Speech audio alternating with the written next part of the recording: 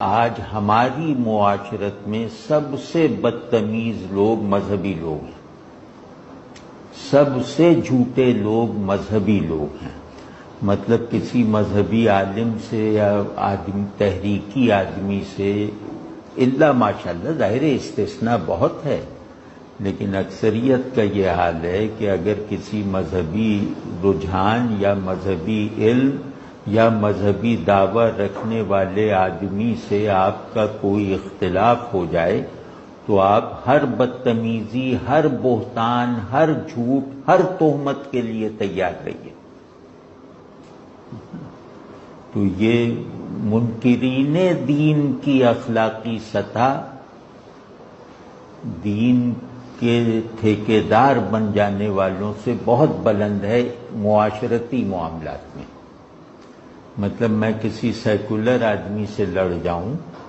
تو میں یہ توقع نہیں کروں گا کہ وہ میری عزت پہ حملہ کرے گا، وہ میری نیت کی تشخیص کرے گا۔ لیکن 100 مذہبی لوگوں سے لڑائی ہو جائے تو 95 سے یہ یقین رکھنا چاہیے کہ یہ آپ کی آبرو ریزی کرے گا، یہ آپ کو بے عزت کرے گا، یہ آپ کو بے عزت کرنے کے لیے جھوٹ بولے گا، یہ آپ پر بہتان رکھے گا اور یہ آپ کی ہر جگہ غیبت کرے گا۔ لیکن اللہ کی پناہ مانگو ان مولویوں سے